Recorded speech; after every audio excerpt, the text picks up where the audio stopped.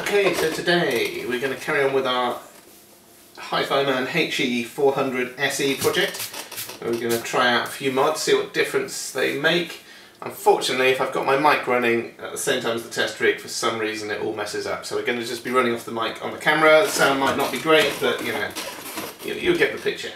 So anyway, I've got the HE400se set up on the test rig, which is all calibrated. I've got it plugged into a vaguely fancy amplifier with a vaguely fancy cable. But that's not going to make all that much difference. So what we're going to do is we're going to take a bass measurement now just to get the basic frequency response. Then we're going to try a few mods and see how that alters things. So we're going to start off easy and we're going to hit measure.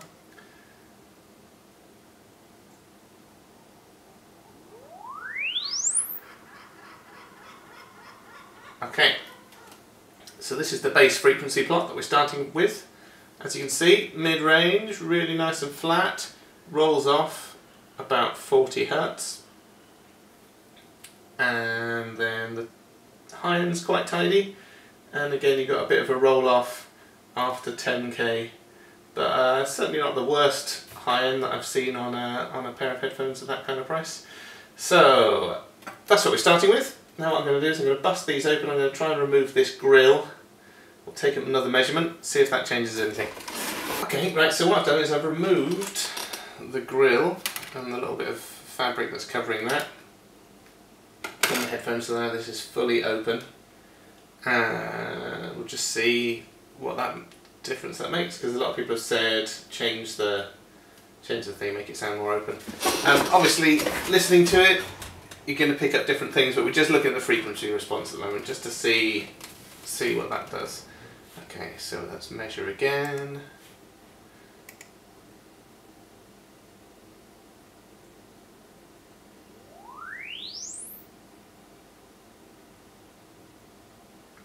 Okay, right, so interesting. So the brown line is the second one, and as you can see, again, still pretty flat, maybe even flatter at the top here. Let's reduce this peak down a little bit, and then you've got a little hump at about sort of 50k, and then it drops down, but you have got more kind of, these are kind of subsonic frequencies below 10 Hz, so it's probably unlikely that you're going to hear these. So it looks like it's taken a bit of energy from here and moved it over to here, so you're going to get probably a sharper roll off in the bass, but a little bit of a hump about 50. So yeah, so removing the back, that does make a difference. Now the next thing we're going to do is we're going to try putting something over the centre of that, which someone said might do a thing, so we'll just see what that does to the frequency response. Obviously I'm going to have a listen to all of these things as well, but yeah, just looking at frequency response at the moment. Okay, so what I've done is I've made a little circle of dense felt, and we're going to stick that on there in the centre and see what difference that makes. Now obviously these frequency response charts aren't super helpful. Having a listen is better, but this is easy to see on screen. And in a minute we'll have a look at the waterfall charts, because they often tell more of the story than the overall kind of frequency response. So we've got that in the centre there. Let's take another measurement. Measure.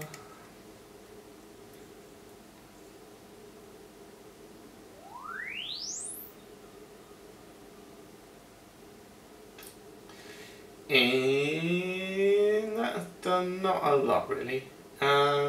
You've lost that subsonic energy a little bit there, but again you're not going to hear it, but it pretty much follows the brown line all the way across, so that might be one of those things that makes it sound a bit more open in an area or something like that. But, so what we'll do now is we'll just have a quick look at the waterfall charts. So if I get this one up, this is our base one. Let's just generate the chart. Okay, so with human hearing, as the volume goes down, we become less sensitive to the extremities, to the bass and the treble. So this is at the top volume, but what you want to look at is more kind of down here, where you've got bass kind of raising up here, going quite flat along here and then raising up at the top. So that is the kind of shape that you want to see from a frequency response.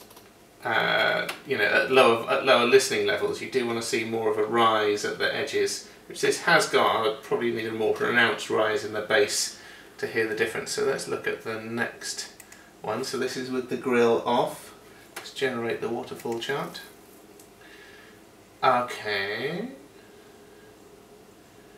So, flick between them.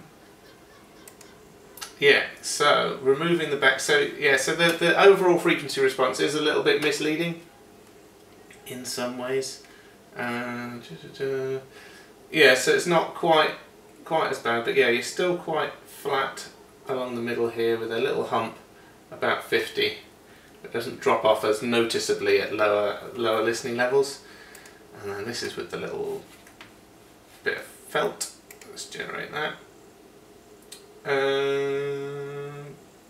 So we've got, again, similar.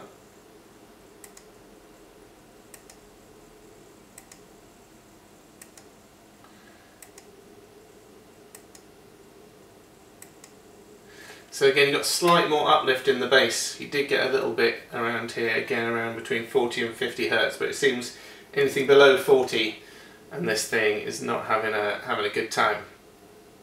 So, so what I'm going to do next is I'm going to try adding a bit of weight to the driver, a bit of mass. We've got some lead here, we'll add some weight to it, see if that changes the frequency response at all. Alright, so give me a couple of minutes. Okay, so what I've done now is I've stuck lead strips across all of the magnets. Now, and in case you're wondering, these have stealth magnets, and what that means is they have a rounded profile which helps the airflow going through, stops chuffing and eddies and all that kind of stuff. That's the idea behind them. So it's going to mess with that a little bit because the lead strips that we've used are roughly the right thickness. They're going to have a different profile, so it's going to mess with the airflow a little bit, but I don't see that making that much difference to the frequency plots. So what this is going to do is add additional weight for the driver to push against. It's going to brace it slightly because obviously you've got bits of metal going up there, and these are slightly diamagnetic, so it's going to push some of the magnetic flux back the other way, possibly. I'm not great with magnetism. But let's give it a go, let's see what it does. So we're going to get rid of the blue plot, just to basically the same as the green one. That's nice and easy to see there. We've got red, we've got green. Let's take another measurement. Start measuring.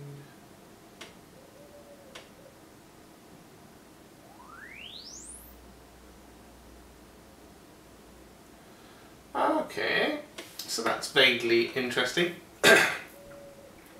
So you can see across the board we're down.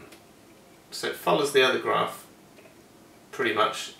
We've just lost a couple of decibels across this range, but it does not drop off as noticeably here. So you can see this, it's not as steep as the other ones. It's a more leisurely roll off. So down to 20 Hertz at human hearing range. So if you look at this bit, you haven't actually dropped very much at all there from this being flat, as opposed to like 20 Hertz on the original one. It's here, and you've had quite a significant drop. So quieter but flatter. So I reckon that's a good mod. I'm going to go with that because, as I said, I wanted a bit more bass from them. That looks like a good way to go. So that's how we're going to start. Next I've got from China a nicer headband and some wooden enclosures. So we're going to mod these drivers into some nice wooden ear cups with a much nicer headband, and then we might try a few different pad mods. So that's just been a little quick test to see if we can squeeze a bit more out of the driver, and as I said, I'm happy with that, even though it's, you know, down in volume. Overall we've got a flatter response using the lead. Obviously I'm going to try a couple of other bits and bobs as well, we'll see. Oh, while we're here, should we try lead with that back on? So if I just hold that in place for now, I will hit measure again.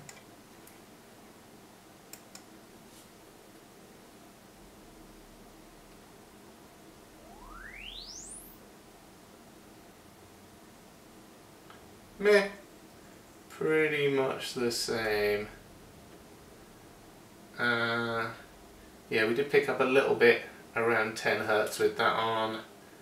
Did we lose anything at the top end? No.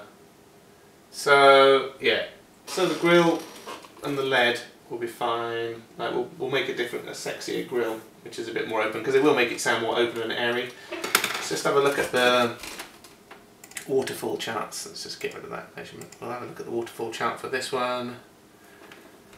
Where we're looking, waterfall, generate. Okay. Oh! Ooh! Look how flat that is down here. So this is just going from 20 Hertz to 20 kilohertz.